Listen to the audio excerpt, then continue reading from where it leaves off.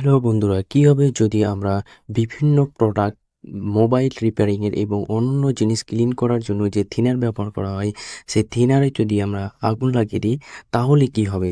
চলুন শুরু করা যাক। তাহলে প্রথমে আমরা এরকম একটা ছোট বাটি নিয়ে নেবো।